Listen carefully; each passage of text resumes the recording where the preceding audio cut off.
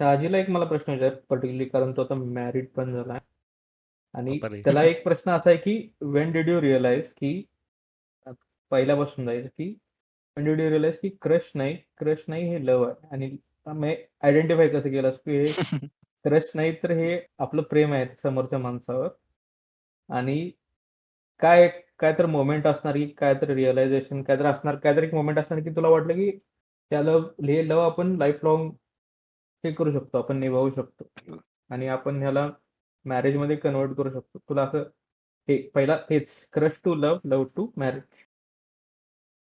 सांग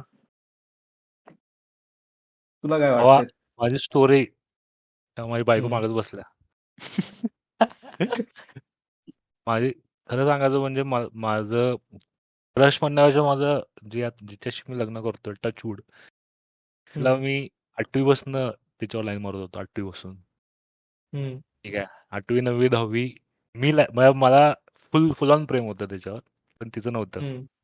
10वी पर्यंत तिचं मला नव्हतं. म्हणजे असं काय म्हणतात, 10वी पर्यंत आमच्या मग ते चिडवतात ना एकमेकाला असं शाळेत, हम्म. नावं पाडतात मुला मुलींची. करेक्ट. तसं मला हिचं नाव पाडलं होतं, आणि हम्म. मला माहित पण नव्हतं की ही कोण आहे, म्हणजे कोण आहे असं माहित पण नव्हतं. तर ते अं, ज्यावेळेला मी 8वी मध्ये गेलो, आमचा क्लास कंबाईन झाला ना, ज्यावेळेला पहिल्यांदा दिसली होती, तेव्हापासून म्हटले हम्म. अरे वांड आहे असं. आणि आणि मग काय झालं म्हणजे तिला तिला पण चिडवायला लागलं ना माझ्या नावावरून. हम्म. एकदा ती असं रडली होती, आणि म्हणजे असं रडली होती तेव्हा मला असं धाक बसला होता की नाही बाबा, म्हणजे थोडं आहे सेन्सिटिव्ह मॅटर, आपण लांबनच काय म्हणतात डिस्टंट अडमायरर होऊया आपण असं. पण हम्म. तेव्हापासून प्रेम होतच. मग त्यानंतर 11-12 आलं, त्यावेळेला तुम्हाला माहिती पण असेल, म्हणजे हम्म. सांगितलं पण होतं मी त्यावेळी तू त्यावेळेला. रडायचं सारखं सारखं सांगायचं आठवतंय आम्हाला. कधी रडलं रे माकडा? कधी रडलोय सांगायला. सांगायचं 8वी पासून प्रेम आहे यार. त्यात हा. आणि तो कोण होता, जुनैद होता आधी, तो पण काय चिडवायचा तुला. हा, म्हणजे तसं होतं मध्ये त्याच्यावर. मग ते 10वी पर्यंत हिला, म्हणजे हिला मी अजिबात आवडतच नव्हतो. आम्ही 10वी पर्यंत बोललोच नव्हतो. 8, 9, 10. पण हिला चिडवायचं ना माझ्या नावावरती, तर हिला खूप हम्म. राग यायचा माझा. पण माझं प्रेम होतच असं. म्हणजे 11-12 हम्म. मध्ये गेल्यावर पण असं म्हणजे आवडायची, पण रोज भेट होत नव्हती ना, रोज दिसत नव्हती, किंवा शाळेत कसं रोज दिसायचं तसं झालं. हम्म. जेव्हा मी इंजिनिअरिंगला गेलो, त्यावेळेला फर्स्ट हम्म. टाइम असं झालं की बाबा सगळ्यांच्याकडे व्हॉट्सअप आले, ते ग्रुप्स बनले स्कूलचे हे ते. हम्म. मग त्यावेळेला मी असं थोडं धाडस करून मेसेज टाकला होता त्याला की हॅलो म्हणून. हम्म. मग त्यावेळेला सुरू झालं, म्हणजे आम्ही ते 4 वर्ष कॉलेजचे फक्त बोलून काढलंय. आम्ही कधी भेटलो नाही. फक्त बर्थडेला कधीतरी कॉल केला तर केला हॅपी बर्थडे म्हणून, हम्म. एवढंच. आम्ही अच्छा. कधीच भेटलो नाही. एकदा म्हणजे ते काय 26 जानेवारी होतं, शाळेत असतं ना आपल्याला, त्यावेळेलाच हम्म. भेटलो होतो करेक्ट. 26 जानेवारीला. त्यावेळेला एकदाच हम्म. भेटलो होतो, ते पण 5 मिनिटं हाय हॅलो करून आलो. तेवढं एकच भेट 4 हम्म. वर्षात.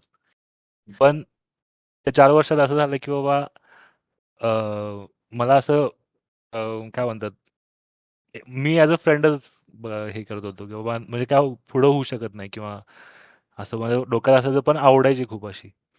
हम्म. मग थोडं थोडं म्हणजे कॉलेज झाल्यानंतर ज्यावेळेला जॉब लागला ना, त्यावेळेला म्हणजे तुझा जो प्रश्न होता की क्रश कधी होती आणि प्रेम हम्म. कधी आहे असं कळालं, हम्म. म्हणजे क्रश नव्हतीच. हम्म. डायरेक्ट प्रेमच होतं. प्रेमच होतं डायरेक्ट. त्याला क्रशच म्हणतात रे.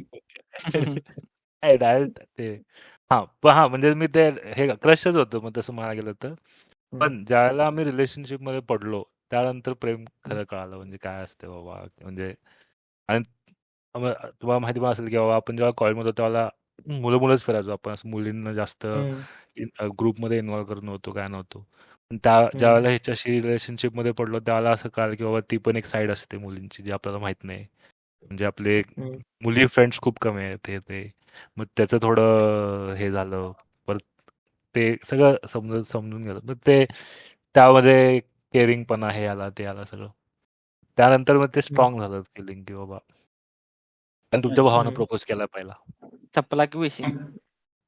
प्रपोज ते कसा तुला केला? कधी वाटलं सांगू की शकत तुला असतील तर. एक नेक्स्ट स्टेप घेऊ शकतो आपण? म्हणजे तुला काहीतरी पॉइंट असेल किंवा काहीतरी रिअलायझेशन असेल की वी कॅन टेक दिस म्हणजे फॉरवर्ड असं काहीतरी असेल कसं तुला असायचं, वाटलं असेल. मला हे माहित नव्हतं की तिला मी आवडतोय का नाही.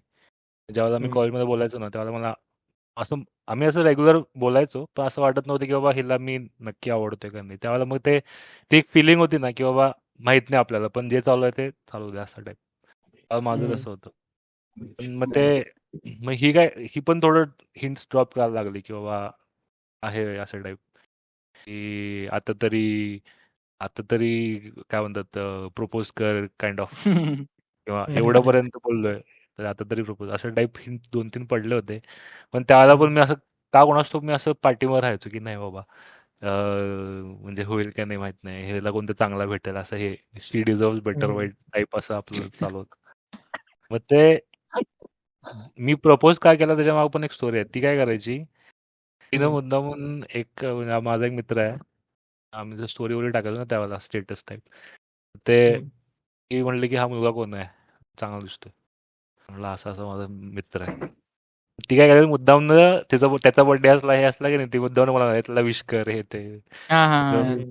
असं जरा कळलं थोडं कळलं. टीजिंग टाईप करत होती ती. टेजिंग टाईप. त्यात नाही मी एक दिवस म्हटलं थांब बाई, तुला आज संध्याकाळी फोन करतो काहीतरी बोलायचं. आणि तुम्हाला लिटरली सांगतो, हम्म, इंजिनिअरिंगचे 4 वर्ष आणि जॉबचे 6-7 महिने काय असेल ते, आम्ही कधी फोनवर हम्म, बोललोच नाही जास्त. हम्म. आणि जे बोललो ते डायरेक्ट प्रपोजसाठीच बोललो की बाबा नाही आवडतेस मला म्हणून. नाईस. हम्म. जमले जमले. आणि तिला पण ती म्हणली की नाही मला पण तू आवडतो. मग ती दुसऱ्या दिवशी ती म्हणली एक दिवस दे मला, उद्या बोलतो. तिला पण कळलं नाही की बाबा मी म्हणेन मी आवडतोय.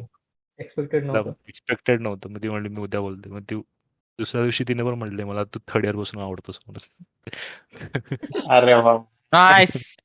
नाईस जमले. नाईस. म्हणजे फुल आमचं फक्त टॉकिंग फेज मध्ये झालंय सगळं, म्हणजे बोलण्यावरतीच प्रेम वाटलं असं म्हणू शकतं. चांगलं. असं अशी माझी स्टोरी.